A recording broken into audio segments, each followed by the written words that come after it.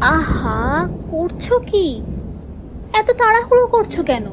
বলছি খাবার কি পালিয়ে যাচ্ছে নাকি? ধীরে সুস্থে খাও। এখন ধীরে ধীরে খাওয়া যাবে না গিন্নি, তাড়াতাড়ি খেয়ে তো কাজে যেতে হবে নাকি? তুমি আজকেও কাজে যাবে? আলবাত যাব। তোমার এমন অবস্থা, যে কোনো সময় ছেলেপুলে হলে তো খরচ আরো বেড়ে যাবে। আগে থেকেই তো ব্যবস্থা করে নিতে হবে নাকি? আর তাছাড়া শহরে এই সময়টা বেশ ভালোই রোজগার হয় আজকাল। দেখি আজ রোজগার ভালো হলে তো আপাতত হাত খরচ ভালোই চলে যাবে। তুমি কিন্তু সাবধানে থাকবে ঘরে, বুঝলে? কোনো অসুবিধা হলে পাশের বাড়ির মিনতির মাকে ডাকবে, আমি যাওয়ার সময় তাকে বলে যাব। সেটা না হয় হলো, তবে তুমি সাবধানে গাড়ি চালিও। তুমি বাইরে গেলে আমার ভীষণ ভয় করে আজকাল। আরে ভয়ের কি আছে, এ তো আর আজকালের কথা নয়। 6 বছর হয়ে গেল সিএনজি চালাই। তুমি নিজের খেয়াল রেখো। প্রায় মাঝরাত, চারপাশে গাড়ি ঘোড়া খুব একটা নেই।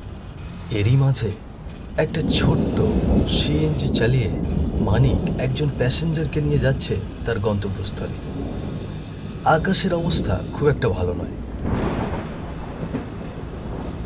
আকাশের এক কোণে বেশ অনেকখানি মেঘ জমা হয়েছে। কিছুক্ষণ পর পর কোথা থেকে যেন মেঘের গুড়গুড় আওয়াজ ভেসে আসছে কানে। মানিক সিএনজি আরো দ্রুত চালাতে শুরু করলো, যেন সময়ের আগেই সে প্যাসেঞ্জারকে নামিয়ে দিয়ে নিজের বাড়ি ফিরে যেতে পারে। নিজের বাড়ি ফিরে যেতে এখনো তাকে ঢের সময় ধরে সিএনজি চালাতে হবে, কারণ তার বাড়ি বহু দূরের গ্রামে। সেখানে খুব একটা রোজগার করতে না পারায় শহরে রোজ এসে গাড়ি চালায় মানিক। ভোর থাকতেই আবার বাড়ি ফিরে যায় সে। এভাবেই চলছে মানিকের জীবন। বলি, আকাশের অবস্থা কি দেখতে পাচ্ছ না? খানিকক্ষণ বাদেই তো বৃষ্টি নামলো বলে। শিগগিরই সিএনজি ছোটাও, পথে বৃষ্টি শুরু হয়ে গেলে এরপর তো ভিজে যেতে হবে বাড়ি। জোরেই তো চালাচ্ছি বাবু, এটা তো সিএনজি, বলি পেলেন তো নয় যে উড়িয়ে উড়িয়ে নিয়ে যাব। সময় মতন ঠিক পৌঁছে যাবেন। চুপচাপ বসুন দেখি, আপনাকে নামিয়ে দিয়ে আমাকেও তো বাড়ি ফিরতে হবে নাকি? এই হয়েছে আজকালকার জ্বালা, তোমাদের কিছু বলতে গেলে একেবারে ফোঁস করে ওঠো। নাও নাও, কথা কম বলে গাড়ি চালাও। প্যাসেঞ্জারের কথা মতন গাড়ি আরো দ্রুত চালানো শুরু করলো মানিক। রোজ রোজ শহরে যাতায়াত করতে তারও খুব একটা ভালো লাগে না বটে, কিন্তু পেটের দায়ে তাকে এই কাজ করতেই হয়।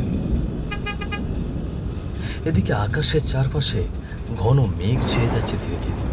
আজ বাড়ি ফিরতে ফিরতে নির্ঘাত বৃষ্টি নামবে, এটা এক প্রকার মেনেই নিয়েছে মানিক। হ্যালো বন্ধুরা, আজ আমি ওয়ানিক সম্পর্কে বলছি, যেটি সবচেয়ে বিশ্বস্ত পিএসজি অ্যান্ড সিরিয়ায় এখানে সহযোগী। এশিয়া কাপ চলছে, এটাই ক্রিকেট প্রেমীদের জন্য দুর্দান্ত সুযোগ। এখানে সমস্ত ক্রিকেট, ফুটবল ও অন্যান্য ম্যাচের ফলাফল এবং ম্যাচটি সরাসরি দেখতে পারবে ও স্কোরের ভবিষ্যৎবাণী করে নগদ জিততে পারবে। এছাড়াও রয়েছে চিকেন রোড ও ক্রাশ সহ বিভিন্ন ধরনের, যেগুলো খেলে রয়েছে খুব সহজেই জেতার সম্ভাবনা। মাত্র 300 দিয়েই তোমরা এখানে খেলা শুরু করতে পারো। বিএমডাব্লিউ গাড়ি, আইফোন, ল্যাপটপ, অন্যান্য পুরস্কার রয়েছে প্রত্যেক দিন। নিবন্ধন করার সময় আমার প্রচার সংখ্যা ক্যাপিটাল আধারের ব্যবহার করলে প্রথমবার জমাতে পারবে 12K পর্যন্ত ও ফ্রি স্পিন। পেটিএম, ব্যাংক, বিকাশ, নগদ, রকেট এবং অন্যান্য সহজ পদ্ধতিতে জেতা রাশি তুলে নিতে পারবে। আমি অনেকদিন ধরে এটি ব্যবহার করছি, তুমিও ব্যবহার করতে পারো। তাহলে আর দেরি কিসের? গুগলে 1x লিখে অথবা আমার কমেন্টে গিয়ে আমার দেওয়া প্রচার সংখ্যা আধারের ব্যবহার করে নিবন্ধন করো এবং পুরস্কার পাও। কিছু দূর গিয়ে সিএনজি থামালো মানিক। রাখো রাখো, এখানেই আমার বাড়ি। ঠিক আছে। এমন সময় হুট করে বৃষ্টি শুরু হলো। যেন তেন বৃষ্টি নয়, একেবারে ধুম বৃষ্টি। চারপাশ ঘন অন্ধকার, যেন আরো বেশি অন্ধকারে তলিয়ে গেল। দূর থেকে মেঘের গড়গড় আওয়াজের সাথে সাথে ঝলকানিও দেখা যাচ্ছে। মানিকের পর কোনো মতে তার সিএনজি আবারও চালিয়ে গ্রামে ছোটার সিদ্ধান্ত নেয়। বৃষ্টির চোটে চারপাশ খুব একটা পরিষ্কার দেখা যাচ্ছে না, তবুও মানিক সিএনজি চালিয়ে যাচ্ছে। তার উদ্দেশ্য একটাই, যে কোনো প্রকারে তাড়াতাড়ি গ্রামে পৌঁছতে হবে। গ্রামে তার অসুস্থ গর্ভবতী বউ আছে। তাকে একা রেখে আসতে মন না চাইলেও কাজের সূত্রে মানিককে আসতেই হয়। তাই বর্তমানে কাজ শেষে যত তাড়াতাড়ি সম্ভব গ্রামে ফিরে যাওয়ার চেষ্টাই করছে সে। তবে বৃষ্টির তাড়নায় একটা না একটা বাধা ঠিক চলেই আসছে। হঠাৎ কিছু দূরেই একজন লোককে দেখা গেল। খুবই আশ্চর্য রকমভাবে গাড়ির সামনে দাঁড়িয়ে আছে, হাত উঁচু করে সিএনজি থামানোর চেষ্টা করছে। খুব সম্ভবত রাত বিরেতে ঝড় বৃষ্টির মধ্যে আটকা পড়ে বিপদে পড়ি সিএনজি থামানোর চেষ্টা করছে এভাবে। লোকটার পরনে পুরনো ধাঁচের শার্ট প্যান্ট, সমস্ত শরীরে চাদর মুড়ি দেওয়া, এমনকি মুখ পর্যন্ত ঢাকা। মানিক ভাবতে শুরু করলো তার সিএনজি থামানো উচিত হবে কিনা। কি ব্যাপার, এই বৃষ্টির মধ্যে একটা লোক ওভাবে দাঁড়িয়ে আছে কেন? দাঁড়ানো কি উচিত হবে? না, বৃষ্টিতে ভিজছে লোকটা, একবার দাঁড়িয়ে যায়। কি ব্যাপার, এভাবে সিএনজির সামনে এসে দাঁড়ালেন কেন? আমি বাড়ি যাব, আমায় একটু বাড়ি নামিয়ে দিয়ে যাও। আরে না না, পাগল নাকি? এই রাত্রে বৃষ্টির মধ্যে আমি কোনো প্যাসেঞ্জার নেব না। আমার যাওয়া খুব দরকার, আমি না গেলে খুব বড় একটা কাজ সম্পূর্ণ হবে না। তো আমি কি করব? না না, এই বৃষ্টির মধ্যে কাউকে নেওয়া যাবে না। আমি ভাড়া বাড়িয়ে দেব। আর আমি যদি 2 গুণ ভাড়া চাই? 3 গুণ ভাড়া দেব। আমাকে আমার বাড়ি পৌঁছে দাও। হ্যাঁ, 3 গুণ? আপনার বাড়ি কোথায়? সামনেই তালতলা পেরিয়ে বড় পুকুরের আগে, ওখানে নামিয়ে দিলেই হবে। তাই নাকি? আমিও তো বড় পুকুরি যাচ্ছি, উঠে পড়ুন। তবে 3 গুণ ভাড়ার কথাটা যেন মাথায় থাকে। ঠিক আছে, মনে থাকবে। এই বলে লোকটা সিএনজির ওপর চেপে বসতে সিএনজি চালানো শুরু করলো মানিক। 3 গুণ ভাড়ার কথা শুনে মানিক আর কোনোভাবে লোকটাকে মানা করতে পারল না। এমনিতেও বড় পুকুর গ্রামের বাসিন্দা মানিক, সেই পথেই যাচ্ছে যখন, তখন লোকটাকে নিতে আর আপত্তি হলো না। সাঁই সাঁই করে সিএনজি চালাতে লাগলো বৃষ্টি ভেদ করে। হু করে বাতাস ঢুকছে সিএনজির ভেতরে। শীতল ঠান্ডা বাতাসে যেন কিছুক্ষণ পর পর শরীরের লোমকূপ দাঁড়িয়ে যাচ্ছে মানিকে।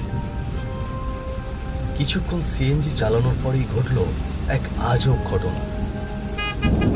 সিএনজির পেছনের সিটে যেখানে লোকটা বসেছিল, সেই জায়গা থেকে আসতে লাগলো এক অদ্ভুত শব্দ। কোনো শক্ত জিনিস চিবিয়ে ভাঙলে যেমন শব্দ হয় ঠিক তেমন। তো লোকটার হাতে তো কোনো খাবার ছিল না, আপাদমস্তক চাদরে ঢাকা ছিল, এমনভাবে যে লোকটার চেহারা পর্যন্ত দেখার উপায় ছিল না। এক অজানা ভয়ে মানিকের শরীর যেন ঠান্ডা হয়ে আসতে শুরু করল। মাঝরাতে রাস্তায় এরকম অনেক অশরীরী ঘুরে বেড়ায় শুনেছে সে, যারা সুযোগ বুঝে কারো গাড়িতে চড়ে বসে তাকে মেরে ফেলে। এইরকম কোনো কিছু সাক্ষী আজ অব্দি হতে হয়নি মানিককে। তবে আজ কেমন যেন শীতল ভয় শীত দাঁড়াবে নেমে যাচ্ছে তার। ঘাড় ঘুরিয়ে পিছনে দেখার মতো সাহসও যেন হচ্ছে না। এদিকে কড়মড়িয়ে কিছু খাওয়ার শব্দ বেরিয়ে চলেছে। মানিক মনে মনে ভাবতে লাগলো, কোনো মতে লোকটাকে বড় পুকুরের আগে নামিয়ে দিয়ে এখান থেকে চম্পট দেবে সে। তাই পিছন ঘুরে দেখার কোনো প্রশ্নই ওঠে না। ভয়ে ভয়ে সিএনজি যেন আরো দ্রুত থেকে দ্রুততর গতিতে চালাতে শুরু করেছে। দিক বিদিক না দেখে তার উদ্দেশ্য শুধু গন্তব্যে পৌঁছানো। নেমে পড়ুন, চলে এসেছি। কাঁপা কাঁপা ভীত গলায় কয়েকবার নেমে পড়তে বলার পরেও পিছন থেকে কোনো সাড়া শব্দ পেল না মানিক। কোনো আওয়াজ পাচ্ছে না সে এখন আর। পেছন ঘুরে তাকাতেও ভয় পাচ্ছে মানিক। কি হলো, নামছেন না কেন? চলে এসেছি, নেমে পড়ুন। এসব কি? হায় ভগবান, এসব কি হচ্ছে? মানিক পিছন ঘুরে তাকিয়ে দেখলো সেখানে সেই প্যাসেঞ্জারের বদলে পড়ে আছে কিছু রক্ত মাংস আর হাড়ের টুকরো। কিছুক্ষণ আগেই তো সেই প্যাসেঞ্জার বসেছিল পিছনে, অদ্ভুত আওয়াজ আসছিল বটে, তবে এর মধ্যে প্যাসেঞ্জার কোথায় হাওয়া হয়ে গেল সেই সম্পর্কে বিন্দুমাত্র ধারণা নেই মানিকের। কোনো মতে মানিক নিজেকে সামলে সিএনজি থেকে বাইরে বেরিয়ে এলো। কি ব্যাপার, লোকটা কোথায় চলে গেল? কি হচ্ছে এসব? আমি তো কিচ্ছু বুঝতে পারছি না। এসব রক্ত মাংস হাড় এসব কোত্থেকে এলো? কোন বিপদে ফেসে গেলাম আমি। না না, আমাকে আর এখানে বসে থাকলে চলবে না। যেভাবেই হোক বাড়ি ফিরতে হবে। নির্ঘাত কপালে খারাপ কিছু লেখা আছে, তাই এসব হচ্ছে। যেভাবেই হোক আমাকে বাড়ি পৌঁছতেই হবে। কে রে, কোথায় চলে যাচ্ছিস? 3 গুণ ভাড়া নিবি না? ভাড়া না নিয়ে কোথায় যাচ্ছিস? হঠাৎ করে কোত্থেকে যেন সেই আগন্তুক আবার মানিকের সামনে চলে এলো।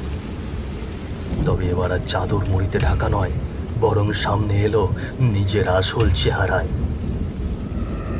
বিভৎস চেহারা তার, দেখলে গায়ের রক্ত যেন ঠান্ডা হয়ে যায়। শরীরের বিভিন্ন জায়গা ক্ষতবিক্ষত, মুখের এক পাশটা থেঁতলে গেছে। এমন বিকট বিভৎস চেহারা এর আগে কখনো মানিক দেখেনি। ও মা গো, কে তুমি? কেন এসেছো আমার কাছে? কি চাও? ছেড়ে দাও আমাকে, আমি তোমাকে চিনি না। ছেড়ে দাও আমাকে।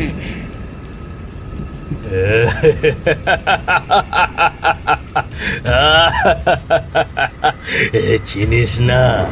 তুই আমাকে চিনিস না? ভালো করে তাকিয়ে দেখ তো আমার মুখের দিকে। সেদিনের কথা মনে পড়ে তোর? এত তাড়াতাড়ি ভুলে গেলি? হ্যাঁ,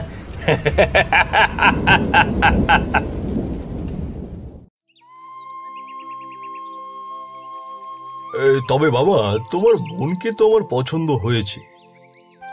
তবে ওই যে আমার কথা পূরণ করতে পারলে আমি তোমার বোনকে সামনের মাসেই বিয়ে করিয়ে নিয়ে যাব আমার ছেলের সাথে। আসলে বুঝতে পারছো, আমার সোনার টুকরো ছেলে, অনেক মেয়ের বাবারাই লাইন ধরে আছে, তো তাই যদি একটু তাড়াতাড়ি ব্যবস্থা করে নিতে আর কি। আপনি কোনো চিন্তা করবেন না, আমি আপনাকে কথা দিচ্ছি, আপনি যা চাইছেন সেইভাবেই আমরা বোনকে পাঠাবো। আমরা শুধু চাই আমার বোনটা যেন ভালো থাকে, শুধু আমার বোনটাকে একটু দেখে রাখবেন। বটেই তো, সে আবার বলে দিতে হয় নাকি? তবে সামনের মাসে যেদিন পাকা ছিল সেই দিনেই বিয়ে ঠিক করি নাকি? আপনি যা ভালো মনে করেন তাই করবেন। তবে আজ উঠি বাবা, বাড়িতে গিয়ে সুসংবাদটা সবাইকে দিতে হবে।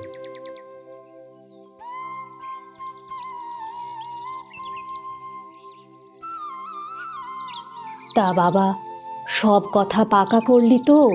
ওদের আর কোনো চাহিদা নেই তো? তুমি এত চিন্তা করো না মা, ওনাদের আর চাহিদা নেই।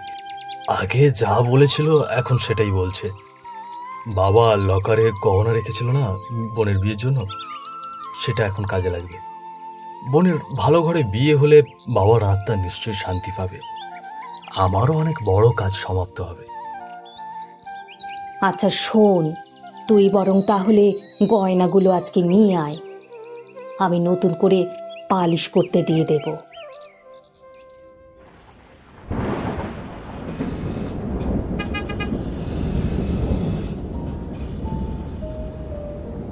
কি হলো দাদা, কোথায় যাবেন?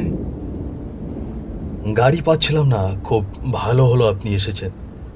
আমাকে একটু তালতলা পর্যন্ত দিয়ে আসবেন। তালতলা?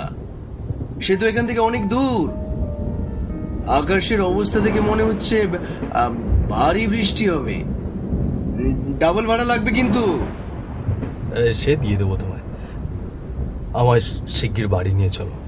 আমার মা নিশ্চয়ই চিন্তায় অসুস্থ হয়ে পড়েছে। আসলে আমার কাছে খুব গুরুত্বপূর্ণ দামি একটা জিনিস আছে, সেটা এক্ষুনি পৌঁছে দিতে হবে। ও হ্যাঁ, উঠে বসুন তাড়াতাড়ি।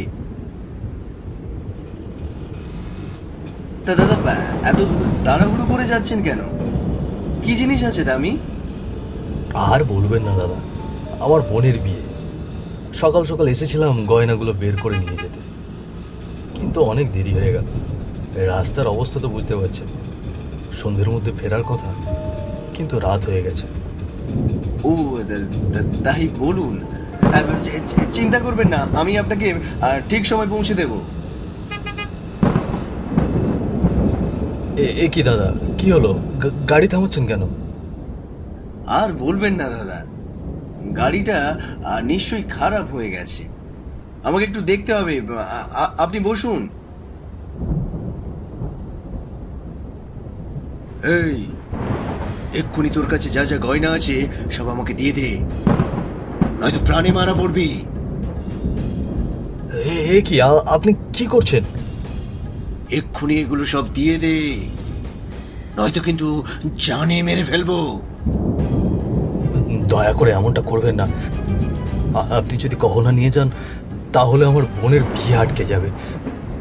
দয়া করে আমার বোনের এত বড় সর্বনাশ করবেন না, ছেড়ে দিন আমাকে আপনি।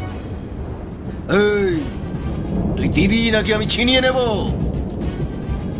এই বলে মানি ধারালো ছুরিটার এক আঘাতে সুবলের পেট এফোড় ওফোড় করে দিল।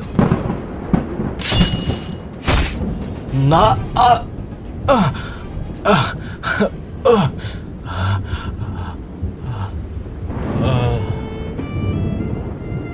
তাল সামলাতে না পেরে মাটিতে লুটিয়ে পড়ল সুবল। ধীরে ধীরে সারা জীবনের জন্য চোখ বন্ধ করলো সে। আমার গহনার লোভে সেদিন আমাকে মারার আগে তুই একবারও চিন্তা করলি না আমাকে মেরে ফেলার পর আমার বোনের কি হবে? আমাকে মেরে টেনে হিঁচড়ে জঙ্গলের ভেতর নিয়ে গিয়ে পাথর দিয়ে আমার মুখটা থেঁতলে দিলি, আমার পুরো শরীরে আগুন জ্বালিয়ে দিলি। এদিকে বিয়ে ভেঙে যাওয়ায় আর দাদা মরে যাওয়ায় আমার বোন আত্মহত্যা করলো। সেই শোকে আমার মাও মারা গেল কিছুদিনের মধ্যে। এবার আমার পালা। সেদিনের পর থেকে আমি তোর জন্য রাস্তায় অপেক্ষা করে আছি। না না, আমাকে ক্ষমা করে দাও, দয়া করে আমাকে ক্ষমা করে দাও। আমি লোভে পড়ে ভুল করে ফেলেছিলাম। ঘরে আমার পথই বউ আছে, আমার কিচ্ছু করো না। আমার কিছু হয়ে গেলে আমার বউ সন্তান সব শেষ হয়ে যাবে।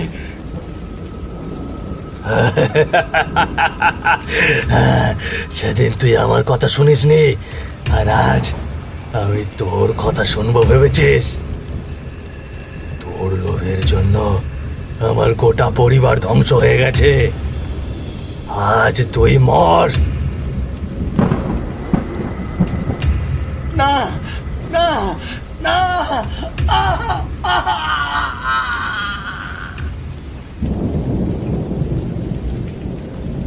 মাটিতে লুটিয়ে পড়ল মানিকের দেহ। ধীরে ধীরে তার সব পাপের কথা মনে পড়তে লাগলো, আর মনে পড়তে লাগলো তার গর্ভবতী বউয়ের মুখখানা। এত লোভ না করলে হয়তো তাকে এই দিন দেখতে হতো না।